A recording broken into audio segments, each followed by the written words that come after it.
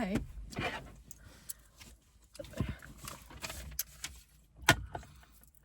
Čaute ľudia, Čaute.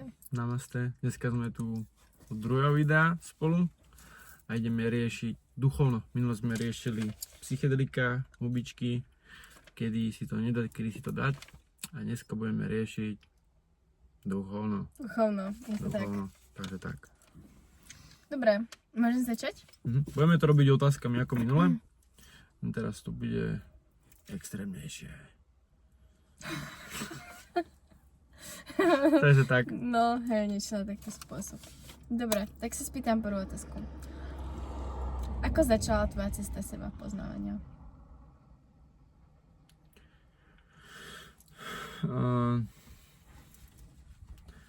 Keď som sa prvýkrát zalúbil, to bolo v 14, tak tá baba vlastne ma hneď opustila, dajme tomu. A začal som mať bušenie srdca, začal som mať prvé úzkosti a prečítal som si Buddha, čo má Ferrari, alebo niečo také sa volalo. A tam boli, tuším, prvé meditácie z rúžou a takýmto. Moc som tomu nerozumel. A potom vlastne zistili, že to s tým srdcom je pravdepodobne psychického rázu, že to je úzkosť a tam som začal chodiť zadom do lesa každý deň a som bol taký, že meditácia. Tichučko. Som bol taký, že meditácia, že skúsim, čo je meditácia, že možno mi to pomôže, sústredenie sa na prítomný moment, no a to bolo asi v 15. A verte či neverte, tak to búšenie srdca, raz som meditoval na srdcovú čakru, ja som hlavne tie čakry skúmal a začali mi tie slzy a to srdce sa mi spomalilo a mal som pocit, že mi vyteká teplý piesok. Výpadok signálu GPS. No. Druhýkrát. A mal som pocit, že mi vyteká teplý piesok z hrude. Povedal som to už strašne veľa ľuďom o tomto zážitku a odvtedy som prestal mať nočné mory o tom infarkte, o tom, že mi blžšie srdce a skôr som sa s tým problémom skamarátil. Nie, že by som pred ním utekal, ale v 15 to začalo prvýkrát, keď mi začali prvé úzkosti, tak vtedy som hľadal vlastne aj odpoveď na to. Takže v 15. Takže to bolo zo vzťahu v podstate. Zo vzťahu to bolo, že mi začalo búšiť srdce, som mal tak, že vraj mi hovorili, že som mal tak psychicky zlomené srdce, že sa to na ňom aj odrážalo. To fakt? Ja som to, ten vzťah trval 2 týždne, ale ja som bol rok s neho úplne Tak to je ja sila. som bol zaláskovaný, strašne som bol zaláskovaný. No, takže asi tak. Keď to sleduješ, tak bodaj by ťa zrazilo auto. Robím si srandu, mám ťa rád. Nie, srandujem. Dobre, teraz dáme ťa... Sila inak, aký to má vplyv, tie emócie na to telo. A hlavne, čo zanechá láska. Takto podľa mňa, keď v niekom vyvoláš city a vyvoláš ich vedome, lebo chceš, aby sa ten človek do teba zalúbil, tak potom môže zodpovednosť za tie city. A zodpovednosť za to, jak sa ten človek cíti. A plno ľudí preto neznášam také, že namotá len kvôli sexuálnych a tak. Vieš, že ty reálne v človeku vzbudíš silné emócie až lásku a potom ho odkopneš. Jak moc to musí zničiť človeka? No strašne. No to proste... Nenamotávajte proste ľudí len tak. Je to... To není, že len kvôli nejakému sexu, alebo nie je to len tak, city nie sú len tak, potom ich to môže tých ľudí poznačiť do ďalšieho vzťahu, alebo aj na celý život kľudne. Takže nie je to len tak, v niekom vzbudiť lásku, vyvolať tú lásku na schválen, aby ste sa s ním vyspali a potom ho odhodili ľudia a ich emócie nejsú proste hračka. Hej, nie je to sranda. Škále má hlava. Dobre, teraz asi ja mám na teba. Kedy si sa dostala na duchovnú a spirituálnu cestu a čo ťa k tomu priviedlo? Čiže je docela podobná otázka. To máme ako aj podobný príbeh. He? Tiež He? to bolo zo vzťahu. OK. Keď som mala 16 rokov, to bol môj prvý vzťah. No a on trval asi pol roka. To je dosť na prvý vzťah. A ja som bola akože dosť zaľúbená do toho človeka. Ale keď sa na to teraz spätne pozerám, tak vlastne to, že on to so mnou ukončil, bolo fakt správne rozhodnutie, lebo mne to ako dosť ubližovalo. Ale som celkovo Tebe taký... ubližoval prvý vzťah? Prvá láska? Áno, ale ja som si to pripúšťala, to ublíženie, že ja som si ho spôsobovala sama. Aha, okej. A ja som to robila aj ako donedávna tie isté veci. Mhm. To je niečo vo mne proste, Mhm. ale už nie. Mhm. No ale... Už nie. Už nie. Nie. No a to som sa asi, no, nedostávala som sa z toho až tak dlho. Mhm. Asi 2 týždne alebo 3 týždne mi trvalo sa cez to preniesť. Mhm. Akože takže naozaj. Mhm. A vtedy začala tá sebaláska, vlastne uvedomovanie si vlastnej sily. A Okej. že... A začali prichádzať aj tie rôzne duchovné praktiky. Akože som začala meditovať, začala som čítať knižky a začali tak tie veci same chodiť ku mne, vieš? Ja ani neviem ako, ale nejak som sa tomu otvorila potom ako po tom rozchode a po tej bolesti, že som bola nejakým spôsobom dole a to ma viac vyzdvihlo hore. Chápem, no. Väčšinou ľudí, keď zažijú nejakú bolesť v živote, hlavne s ex-feťakmi sa to robí, že hľadajú potom v duchovne tú pomoc. A aj človek nie len ex-feťak a vyhľadávať duchovnú pomoc, keď mu je zle. Jak taká externá barlička, vieš. Veľa feťakov viem, že skočilo normálne, že Hare Krishna. Napríklad v Hare Krishna kláštoroch niektorí sa dali na buddhizmus a veľa po rozchode proste odišli do kláštora a takto. Normálne zasvetili život potom tomuto. Takže ťa chápem a je to dobrá cesta a možno aj to nás priviedlo na školu a kvôli tomu sme sa aj spoznali. Áno, ja si myslím, že No, je to tak. a teraz točíme toto video. Vieš. One eternity later. 4 roky. 4 roky po štúdiu, no. No. Čo ťa priviedlo k buddhizmu? Meditácia. A v 17 som prišiel za našimi, že som prišiel do izby, rozjebal som dvere, mama, tatko, idem konvertovať na hinduistu. Tak som si zažil. 17. Zažil som si. Veľmi ma Krishna po tom, že mi Sekra dala knižku, ktorú jej Hare Krishna vlastne týpek dal na ulici. To ma privieslo k reinkarnácii. Prvýkrát som počul o reinkarnácii, o minulých životoch. Tam som sa dostal k hinduizmu. A k buddhizmu som si potom povedal, že bude lepšia cesta asi v 19. A plne praktizujúcim buddhistom som asi rok a pol. Najprv som bol teravádový buddhista a teraz som Mahajánový juhokorejský zen buddhista. Aký je rozdiel medzi týmito dvomi? No to je veľmi zaujímavé, lebo teraváda je prakticky, ty sa snažíš dosiahnuť buddhaut, ty sa snažíš dosiahnuť to osvietenie sám a byť buddha a vymaniť sa z kolobého reinkarnácie. Zatiaľ čo Mahajánoví budhisti sa snažia o to, aby pomáhajú aj ostatným ľuďom, aby všetci dosiahli osvietenie. A Mahajánovia uznávajú bodhisattvu a Avalokiteshvaru. Bodhisattva je bytosť, ktorá dosiahla nirvánu, mohla sa vyslobodiť z toho kolobehu. Výpadok signálu GPS. Pána Boha. Mohla sa vlastne dostať z toho kolobehu reinkarnovania sa, ale zostala tu a zo súcitu k ľuďom, aby sa znova zroďovala, znova a znova a v každej tej podobe učila ľudí, ako sa dostať z toho kolobehu. A hovorí sa, určití buddhisti veria aj v to, že Ježiško bol bodhisattva. Že vlastne hlásal, ako byť lepším človekom, to, že ty si sám Boh, že máš v sebe tú božskú silu a podobne. Takže aj v toto veria buddhisti, že Ježiško bol bodhisattva a ja som tým zastancom tiež. Ja tiež tomu verím. No. Vždycky príde v inej podobe proste. Bol to najprv Buddha, potom Ježiško, predtým to bola Krišna. Hovorí sa, že Buddha je 8. avatarom Krišnu, 8. prevtelením Krišnu. Takže tak som sa dostal k buddhizmu zas cez knižku a cez hinduizmus. Ale bolo tam strašne veľa bohov, Hanuman, opičí boh a takéto proste. To bolo moc sci-fi na mňa.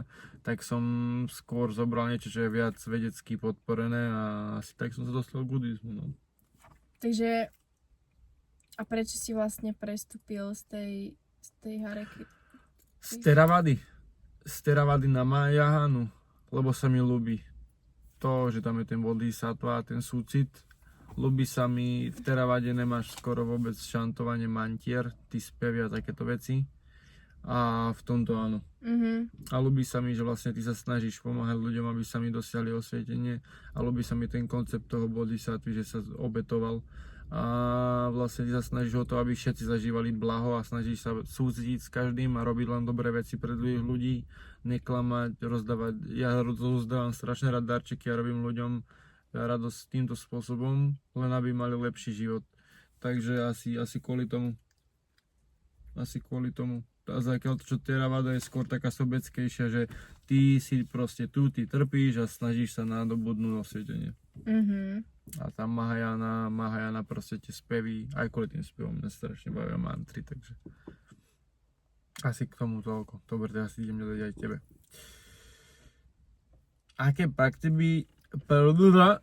Aké praktiky v tebe spravili najväčšiu zmenu? Meditácia, yoga, mantry alebo čokoľvek? Meditácia. To bola aj prvá vec, čo som začala vlastne robiť. To bolo kedy? To bolo nejak po tom rozchode, no. Po rozchode? Prvom. Ja je 2021. hneď, jak si začala riešiť to duchovno. Takže 5 rokov dozadu. OK. Začala asi meditovať. Miesto Bojnic. Už som to ukončil. No, to som zobrala veľmi vážne tú meditáciu. Každé ráno, každý večer, vie, že Aj teraz robíš, nie? jo, ale nie už tak intenzívne nie. intenzívne. Ale si hovorila, nie. že robíš aj jogu. Áno, yoga prišla potom. Mhm. Yoga prišla asi po roku. A aký štýl jogy robíš? Či nevieš? Akože ja sa nie som až v tom tak zašprtala. Či takú basic, proste klasickú jogu. Čo cítim ako, čo som naučená, ale ja som dlho robievala ako sledujem jednu babu, čo robí ako jogové videá, vieš. A podľa toho, a ja som robila vždycky na čakry, ja som si to rozdiela, že jeden týždeň som robila napríklad iba na koreňovú čakru. Kundalini, no, to je kundalini. Také, že kundalini energia, kundalini yoga. Nie, to je iné. To je iná. To je iná. Ako teraz som začala robiť tú kundalini jogu a tá bola akože dosť dobrá. Hej? To sa mi páči, no. A v čom je rozdiel medzi tou, čo si robila predtým a... V tej kundalini proste jasné. sedíš a predýchávaš sa. OK. A neviem, ja nevyznám sa v tých názvoch tých jog. Proste viem, že yin yoga to je taká pomalá. Že si dlho pretrvávaš v tej poze. Ale normálne, že si, ja neviem, 30 sekúnd dýcháš v nejakej poze, ako. Čiže v tých asanách sa zdržíš a dýcháš. Aha, ok, jasne.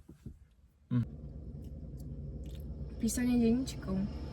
Hej, journaling. OK. Písanie Zaberá to? denníčkov. Strašne, ja to robím každý deň. Hej? Každé ráno to robím. Ja som to robil Občas aj večer. na psychiatrii. Hej? My sme si tam museli... keď sa na to tak pozriem, tak to pomáha. Pomáhalo to akože, hej. Pomáhalo to. Si každý deň tak spísať emócie alebo pocity, alebo proste začal si vďačný, som si začal písať tam aj potom. Takže pomáha to vlastne, no. Neviem, úplne som to zabudol, že sme robili niečo podobné. No. Mal by si to znovu začleniť do... Ja nevím, akože ja sa bojím, že mi to mama nájde, lebo ona mi rada prehľadáva knižky, lebo ich číta takto. A ja sa bojím, že by to našla, aby to čítala, že som vďačný, že mám dobrú mamu. A že ona, vieš, a ona by došla za mnou so slzami, že bože, jak pekne tam píšeš. No. A ja mám ale rozdelené denníčky. Ja mám jeden, že denníček, kde píšem, jak sa cítim, a druhý mám presne taký ďakovný a tretí mám, že na manifestácie. OK. Takže sa môžeš takto Čiže, OK. No. Ale vlastne všetko, čo vykonávaš s vedomím, je spirituálna praktika, nie? To je mindfulness, no. No. Že si tu a teraz prítomný a každá aktivita, kde si tu a teraz prítomný, je meditácia. Takže áno. Hej. Všetko, kde si plne prítomný duchom, dušou a nemáš žiadne myšlienky, skoro, vykonávaš to vedomo a vykonávaš len tú činnosť, tak je meditácia. Áno. To takže prakticky áno. Yes. Takže, no, Ty máš aké spirituálne praktiky? Okrem meditácie a mantier. aha. Máš To ešte si niečo? všetko, čo mám. Jo? Ne, jogu som robil, ale moc ma nepustia kríže, takže jogu som moc... Bavila ma joga, ale asi pranayama, dýchové cvičenia. Musím aj ja začať. Je to brutál. Ale čo asi najviac pociťujem z reálneho fyzického hľadiska, tak sú tie mantry. Lebo to opakovanie neustále a búchanie bubnu, tak ťa dostane do takého tranzu, že čo si... Potom ťa to aj naučím. No to by si mohol, to znie zaujímavé. Ale musím sa keď vyskúšať robíš, že určite. Om Mani Padme Hum, Om Mani Padme Hum, Om Mani Padme Hum, Om Mani Padme Hum, Om Mani Padme Hum, potom sa ti začne meniť hlas, jak mňa napríklad teraz. A dostane sa to niekedy až do takého mongolského, oného, jak sú tie mongolské aridelné spevy. Alebo to spieva, že Om Mani Padme Hum, Om Mani Padme Hum. A keď Áno. sme boli viacerí, tak to nás zjednotilo a že cítiš, ak ti vibruje telo, cítiš, ak ti proste cítiš, jak vibruješ a hlavne, keď napríklad máš slabiku Om, to je vlastne toto, to je prvý matka všetkých zvukov, to bolo pre vzniku vesmíru, bolo Om, čo sa hovorí že Om, tak A cítite tu, U cítite tu a M cítite v hrdle. A každá tá mantra vlastne je spojená aj s inými časťami tela. U niektorých sa napríklad potíš spod pazušia, u niektorých sa potíš na chrbte a podobne. To je sila. Takže asi tie mantry. A je to sranda, lebo môžeš spievať a mám spievanie z sprche, vieš, tak. Takže asi toto. A čo znamená tá mantra, čo si spieval? No. Om Mani Padme Hum. No, ťažko, sú tu 2 muchy akurát. 3 muchy. A svieti slnečko. Hej. No, Om, matka všetkých zvukov. Mani Padme Hum ti neviem vysvetliť, ale malo by to znamenať niečo vlastne s blaženosťou a že nejsme toto telo a aby všetky bytosti boli šťastné, niečo také.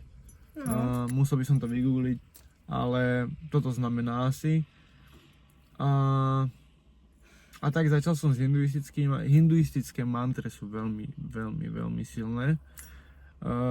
Ale tie buddhistické sú väčšinou v sanskrite alebo páli, čo je vlastne prvé jazyk, ktorý používal Buddha. Hej, Gautama Buddha je páli, to je staré indické a tak bude to v sanskrite alebo v tomto. Ale máme aj slovenskú verziu, my robíme slovenskú verziu v Zenovej škole. A to je tiež, že napríklad bubnuje do bubňa, že Avalokiteshvara Buddha, asi tam monotónny, ale dostaneš sa do takého stavu tranzu proste. A potom ideš meditovať a už si v tom ešte ideš hlbšie a hlbšie. A čím dlhšie to, má sa to vlastne mantrovať 108 krát, ja som aj vyrobil sotke, na to sú vlastne tieto... Ja ukážem. Na to sú vlastne tieto pátre, je ich tam 108 a vlastne 108 krát by sa mala bec, sa tomu hovorí, to je 108 bec, toto je Guru bec, to je táto stredná, ja som vyrobil sovke takéto. Áno, to sú veľmi krásne.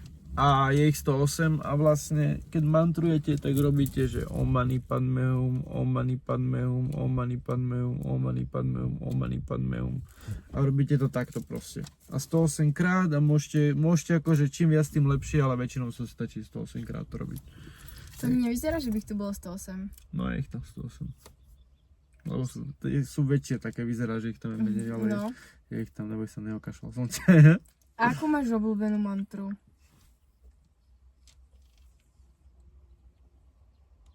Om Mani Padme Hum, ale ešte jednu hinduistickú a tam je Yoga Yogeshwaraya. Tá ma dostala tá sa spieva, že Yoga Yogeshwaraya, Bhuta Bhuteshwaraya, Kale Shwaraya, Shiva Sarveshwaraya a potom Sambo Mahadevaya. A to čo znamená? To má so Šivom niečo, Šiva je Boh, tam máš Brahmu, Šivu, Višnu a proste to má niečo s Bohom, že to telo taktiež, že on najvyšší a niečo také. Neviem úplne preklady tých mantier, ale už len to, že to vyslovuješ, nemusíš ani vedieť, čo to znamená, už len to, že to vyslovuješ, tak ten vesmír vie, čo to je. Aha, OK, tak to je halus. A keby napríklad spievam tie mantry, ale mám pustené počas toho nejaké video, že proste spievam s tým videom, tak to bude mať No jasné, podobné. má to, ja to robím furt. Jo? No jasné, lebo tam spievam mnísi a máš pocit, že si v kláštore potom, vieš. 10 Taká hodín tým večer máš, spýtaviska. hej, pošlem ti aj video, máš 10 hodín večer, máš zasnuté, máš sviečku a máš tam omany pod mehom ti pošlem. To je fakt, že super. Tak A hlavne tieto bec vás nutia tú myseľ viac byť prítomná, lebo musíte ich počítať a musíte ich cítiť medzi prstami. Čiže keď to hovoríte, tak ako keby vám pomáhajú v tej meditácii, lebo tiež to má byť prítomné. Dobre, ale aby sme nezdržovali, tak ešte sa spýtam ja teba. Takže, ako vnímaš fake influencerskú spiritualitu versus reálnu spiritualitu? A čo si mám predstaviť pod tou fake spiritualitou? No, že Čo si prakticky hovoríš o čakrách, o mantrách, natáčaš si, jak zdravo žiješ a jak medituješ a pritom medituješ 10 sekúnd, natočíš sa pritom a dáš to na internet. Už viem, čo A myslíš, také hej, povrchné ako? také povrchné a si úplne pritom iný človek v realite. No. Nemám to moc rada, keď ľudia akoby hovoria o niečom, poukazujú na niečo, ale proste nestelesňujú to. Nežijú to, nie sú to, vieš? Jasné.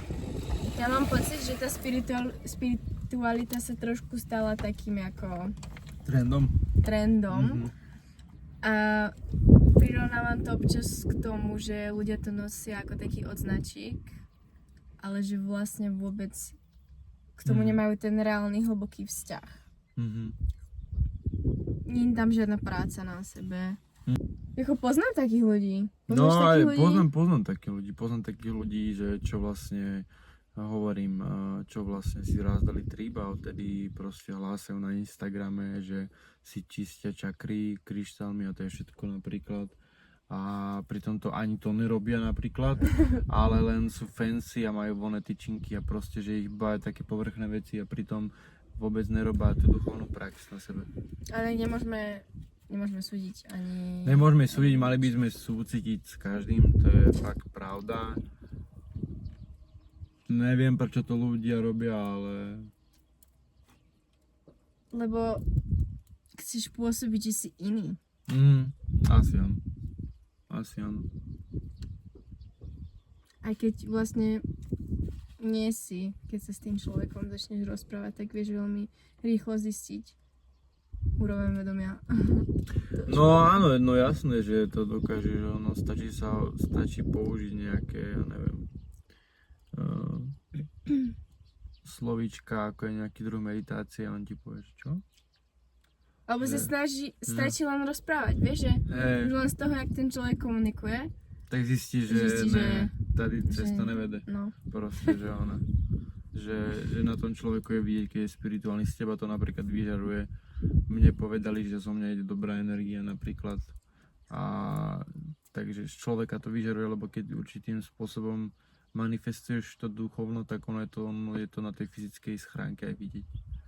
Hej. Takže keď sa len natočíš 10 minút, ak medituješ, čo robím aj ja, ale ja reálne meditujem, tak proste vieme, že si fake. Asi tak. Vieme, že ste fake, vy, ktorých sa to týka. Kamene nie sú všetko. Kryštále nie sú všetko. Ani voľné tyčinky. Ani voľné tyčinky, ale voľné tyčinky sú super. Takže... Nesúdime voľné tyčinky, hej? Nie, nesúdime nikoho. Nesúdime nikoho. Ja súdim ako kokot, ale... Ne, nesúdim. To je taký vnútorný hlas, toto ego možno, že sa chce cítiť ako viac a lepšie. Počkaj, jednu sa ťa chcem opýtať. Je podľa teba pravda, že ak už sa raz vydáš touto cestou, tak nie je cesty späť?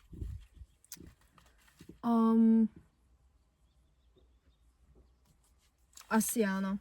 Hej? Že je to také rabbit hole?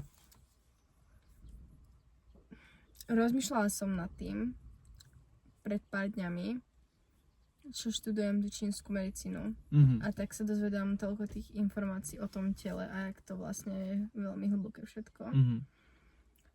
Že keby s tým prestanem, že či, lebo mňa to aj ovplyvňuje, akože. Že ja sa snažím mať potom väčšiu kontrolu nad tou stravou a nad svojím telom a keď niečo nie je tak, ako som zvyknutá v tom tele, že sa stane nejaká disharmónia, tak mňa to ako fakt poznačí, že som taká, že okej, že niečo je zlé, vieš, že Jasné, sú ľudia, ktorí to tak napríklad nevnímajú až tak to telo, ako ja ho vnímam proste. No a rozmýšľala som nad tým, že keby prestanem to študovať a vyjebem sa na to, ospravedlňujem sa, tak Wow, fešná príklad to nadávalo. takže no, čo som chcela povedať. Že či sa dá od toho úplne upustiť. No, nedá si, no. Keby ja mohol odpovedať na túto otázku, tak nie, nedá. Už keď raz začneš, tak sa nedá. Ale No, nedá, to duchovno si môžete zažiť, to je to. Že niečo iné je modliť sa k Bohu, napríklad v kresťanstve, a niečo iné je zažiť na sebe účinky meditácie, jogy, štúdium tej čínskej medicíny, pomocou tej stravy potom cítite tie účinky na sebe, že reálne je to vedecky potvrdené a je to, zažijete si to na sebe, tak tam už keď potom viete, že to je účinné, tak už sa nedá moc to... No, najlepšie je ako experimentovať sám so sebou. Jasne. Na rôznych tých úrovniach. Aj vedomia, ale aj to telo. Jako...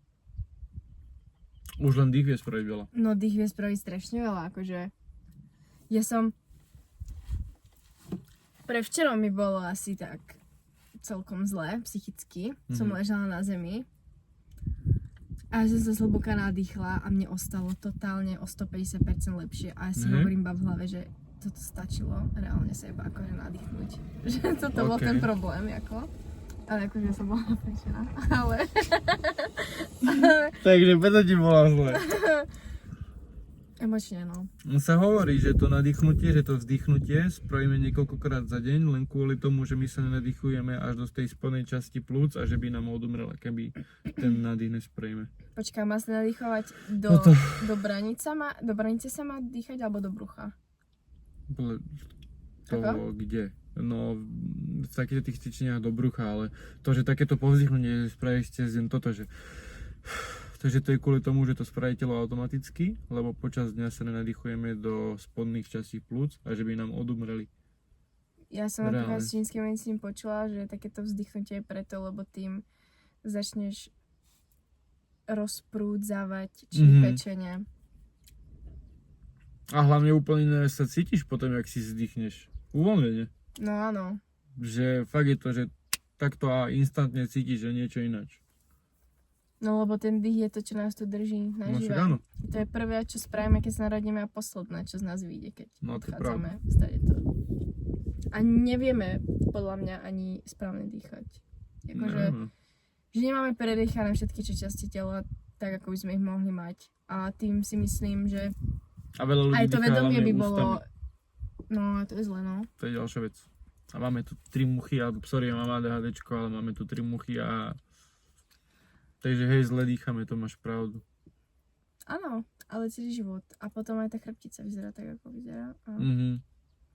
Čiže aj ten dých môže formovať chrbticu? Si myslím. Hej? Si myslím, tak si to povedal. si myslím. Ale je to akože... Ako rozmýšľaš, podľa mňa aj. Lebo ti to ide za tú chrbticu rovno do mozgu, ako... Určite. Miecha mozog v tomto prípade áno. Aj prekrvenie, no všetko vlastne. Takže to je pospájane všetko. A je sranda ľudia, že my sme prakticky, není, že mäso a kosti, ale my sme prakticky len kábliky a mozog. Že my sme proste nervový systém prakticky. Videla si tú fotku niekedy? Že mozog akože, a nervová videla, sústava. My sme prakticky nervová sústava.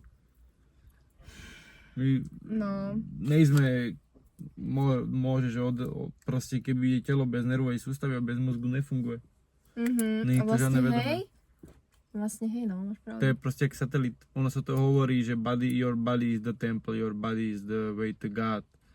Bo vlastne od spodu je tá energia do mozgu a tu je to vedomie, tu je to nebo. hlava sa berie aj v buddhizme v niektorých častiach, že by sa nemali, je zakázané chytať druhého za hlavu, lebo your head is the temple. A nemal by si ani hoci komu dovoliť vlasy, akože Áno. ti... Áno, plies, presne, alebo presne. také veci. Určite ľudia, ja by som vám rada odporúčal nejakú knižku, ale teraz ma nič nenapadá úprimne o tom buddhizme a väčšinou som to čítal cez GPT, alebo mi to radil môj učiteľ Theravady, teraz mi to radí môj učiteľ Zenu. Takže ja to mám hlavne od učiteľov svojich, všetko čo viem. Ale neviem, vedela by si odporúčiť nejaké knižky ohľadom takýchto vecí? No, akože, čo ma najviac ovplyvnilo, k čomu sa najviac prikláňame, taoizmus. Taoizmus? Taoizmus. To by som Lebo nečakal. aj čínska medicína čerpa z taoizmu. A ja mám 2 knižky. Našli taká halus. Ja som išla do knižnice tu u nás raz, že si idem nájsť nejakú duchovnú knižku. Hej? A vyskočila tam na mňa, že Tao na každý deň. Aha, A ja, že- hej, poznám. To je ono. A vieš, čo sa teraz stalo? Teraz vedci zistili po milión rokoch, že ako vyzerá úplná zmenšenina atómu a vyzerá jak yin-yang. Fakt. Vyzerá jak yin-yang, normálne sú tam takto tie 2 kvapky a v nich one. A oni to už Číňania vedeli, to taoisti, vedeli. Číňania to vedeli už dávno a my Číňania sme na to vedeli už prišli veľa ešte len teraz, vecí, že pod akože. mikroskopom to vyzerá jak yin-yang. Hovorí sa yin-yang alebo yin-yang? Yin-yang. Yin-yang. Yin-yang. Yin-yang. Yin-yang. Yin-yang. Ukážem vám to vlastne, takto vyzerá foton. Ako yin-yang. Takže to je docela halúza. Fotóny sú vibrácie, nejsú vibrácie náhodou? No sú Fotóny. to so svetlom niečo, nie? No, vypadajú jak...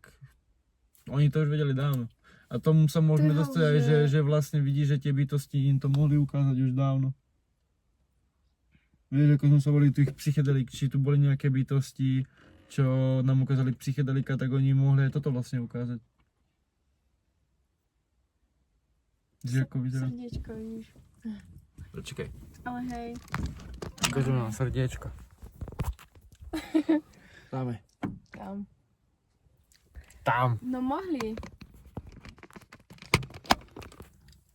Ja vlastne neviem, jak... Prečo vlastne? No neviem. Neviem. Ty sa zasekla teraz. Počkaj, dobre, tak dám ti otázku. Že prečo zrovna to má akože tú formu toho ako... No, a že to Tak má formu, to vlastne... fakt, že it looks like. Ono to je, že dobro v zlom a zlo v dobrom. Že vždycky sa, alebo To tá má rovnováha proste. No to máš... Hej, a fotóny sú svetlo, no. Máš pravdu, fotóny sú svetlo. To máš tmu a svetlo, pretože všetko sa rodí z tmy. Všetko sa To bolo rodí... hlboké ako. Všetko sa rodí že z non-existencie. To bolo hlboké. Mám tu, že čo by si možno odkázala začínajúcim meditátorom. To je skôr otázka na teba, podľa mňa. Ne. Ideš ty, bohužiaľ. Ja sa potom pridám. No... Netlačiť na to asi. To ma hneď napadlo prvé. Hej. Netlačte na seba. No a veľa ľudí nevie, že jak ako meditovať, že ako podľa mňa to nie je úplne taký návod, že to môžeš Nie, dať nie je niekomu, že návod. takto. Ono, keby sa môžem, ja už to nemám potom hovoriť, ale keby sa Pohode, k tomu rozprávaj. môžem vyjadriť, tak ono je to jedna z najľahších vecí na svete a zároveň najťažších vecí na svete, pretože je to prakticky len nič nerobenie a sústredenie sa na dých. A to si nevieš predstaviť, keď vyrastáme v dobe, kde je toto napríklad. Ty máš iba pozorovať tie myšlienky, ako idú Áno. a nechytať Ty máš sa iba len, no. sedieť, nič nerobiť, počúvať, čo sa deje okolo teba, kúkať, čo sa robí okolo teba, ničím sa nestimulovať a vlastne sledovať len svoje myšlienky a sústrediť sa na nich, to je všetko. A pritom je to také ťažké. Lebo naše mysle... Lebo ono, z každej strany sme niečím Mhm, ovplyvňovaní. Netlačte na seba. Vo veľa veciach. Hej, vo veľa veciach. A nejde o to stať sa najlepším meditátorom, ide o to meditovať a skúšať. A sú to roky praxe, než človek napríklad pocíti, alebo mesiace praxe, kým človek pocíti prvé. Ja si pamätám, že mi to trvalo 3 mesiace a až potom som zistil, že som 20 minút pred zaspávaním, že som 20 minút počúval cvrčky vonku a že som vlastne asi 2 minúty nemal žiadnu myšlienku. Že som sa plne sústredil na ten zvuk a to sa mi stalo až po 3 mesiacoch meditovania denne. A to sa mne párkrát stalo len také tie momenty, že som si vlastne uvedomila, že som bola úplne že v prítomnosti. Áno. Akože úplne. Áno, a to sa mi stalo aj na Psytrance. Fakt? Keď som tancoval, že som počúval len tú hudbu a tak som sa len sústredil, že som si nevšimol, že som 2 hodiny v kuse tancoval. No. Muchy ma tu seru, Janko. Oni idú. Strašne ma seru. Musíš im povedať, že... Joj, more. Ešte sa ťa spýtam. Čo sú tie rôzne farby obrazy, čo vidíš počas toho, ak medituješ? Keď zavrieš oči. Ja som ich nikdy nevidel. Fakt? Ja som ich nikdy nevidel, takže toto ti neviem odpovedať. OK. Mal som zjavenie zlatého Budhu, ale OK. keď som mal rozbehnuté silné OCD, tak som mal také zjavenie, neberte to, že som mal nejakú víziu alebo reálne halucináciu. Proste mi došla len myšlienka, kde bol zlatý Buddha a nebola to moja myšlienka, bola ako keby vložená do mojej hlavy. A bol tam zlatý Buddha a ja som ho objal, spadol som na kolena a bol som tam tak psychicky zle, že som mu povedal, že prosím, zober všetko moje trápenie a hoď to do ohňa, spál to a on to spravil. A stalo sa mi to 2 dní po sebe, že som mal tú istú víziu. Ktorý sa mi uvedol. Ale tie farby môžu byť spôsobené tým, že prakticky je to ako ideš hlboko. Začiatok takýchto stavov je pol hodina. Po pol hodine by sa mali začať zjavovať takéto veci a je to to, že prakticky rozšírený stav vedomia. OK. Lebo si tak prítomná, že začneš vidieť svet taký, aký naozaj je. Hej. To nás navádza aj k tým psychedelikám, že preto možno to, čo vidíme, to, čo ľudia vidia na psychedelikách, tak vidia meditátori normálne. Hej. Takže rozšírený stav vedomia proste. Ale už tu máme 4-5 múch. Čo ti? Ja sa pýtam len preto, lebo ja som o tom čítala v jednej knižke a oni A čo tam tam bolo? popisovali, že to je ako ilúzia, že proste mysel je vo svojej podstate prázdna a všetky tie obrazy sú akoby iba ilúzia. Ilúzia. Hej, Ja som čakal, že skôr nejaké vnútorné že ty sa ono. musíš dostať akoby ešte za tie obrazy. Úplne, že do toho prázdna. No to je pravda. To je pravda. No to môže byť aj Mára prakticky. Mára je buddhistický démon, Aha. čo ťa snaží materiálnymi vecami. Vieš, že on ti chce ukázať, že sústreď sa na tieto obrazy, ale už ďalej nechoď, vieš? Vidíš? Že nechoď viacej do hĺbky. Keď si povedala, že ty sa musíš dostať za to ešte. Áno. Že možno ti chce ukázať fancy stav, aby si už ďalej neišla. Neviem. No, dobre si to povedal. No, dajme to. Tak to môže byť, myslím. Je to možné. Dobre, tak môžeme to asi ukončiť, nie? Mne došli otázky úprimne. Ja to akože ešte mám, ale ešte sa spýtam, že či si myslíš, že to sme. Myslím si, že tu sme, na to som natáčal aj video na TikToku, takže keď ma niekto sleduje, tak to určite videl sme tu, aby sme tu proste len boli, to je všetko. Okay. Aby sme spali, mali sex, jedli, kakali a znova spali, užívali si, sedeli, jedli a proste boli jak zvieratá, len tým pádom, že sme nadobudli vyššie vedomie, si myslíme, že sme viac jak všetko na svete a my máme depresie, my máme úzkosti a pes, čo žerie celý život jedno jedlo, tak je najšťastnejší na svete. Takže my sme sa tak oddelili od prírody, že trpíme. A my by sme mali byť proste jak zvieratá, len my si myslíme, že sme niečo viac a tým trpíme. Čím viac chceš, tým viac dostaneš aj. Ale aj toho zlého. Fakt si myslíš, že by sme mali byť jak zvieratá? Hej, proste máme tie isté potreby. Máme ruky, a nemáme máme sa nohy. práve, že dostať za tie zvieracie potreby? Mali by sme sa dostať za tie zvieracie potreby. Počkej, teraz si mi vidíš? Mali by sme sa dostať v duchovne za tie zvieracie potreby, to je pravda, ale že na čo tu sme, lebo lebo toto, povznieť sa na tie veci, je vymaniť sa, sú tie duchovné cvičenia, ako sa vymaniť z toho kolobehu znovu zroďovania. No. To sú tie duchovné veci. No. Ale inak by sme sa mali správať ako zvieratá. Dostať sa na to OK. znamená sa vyslobodiť, meditovať, robiť jogu a takto. OK. Hej. Ale inak by sme mali proste len existovať, mali by sme sedieť na Tak zemi to a hej, no.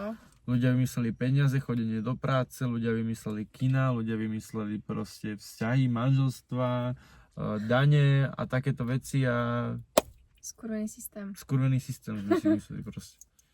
Jeba A systém. možno to nevymysleli ani ľudia. No, takže To tak. už je druhá vec. Niekto by povedal, že reptiliáni, takže ilumináti. No. Zajtra mi dojdu klopať na dvere pri Sampiču po tom videu. No. No. No tak ďakujeme, Ďakujem, že ste si to pozreli. že ste tu boli s nami. Vypočuli ste si nás a dúfam, že ste si zobrali z toho niečo. A zoberte si to, Hej. čo s vami rezonuje a to, čo nie, nechajte. Nehajte tak, nehajte nám, A šírte lásku. šíte lásku. Yes, Šíte lásku šírte lásku. A nehajte buďte nás. dobrí. Buďte dobrí. Ha, ha, ha, ha, ha. Dobre, čaute.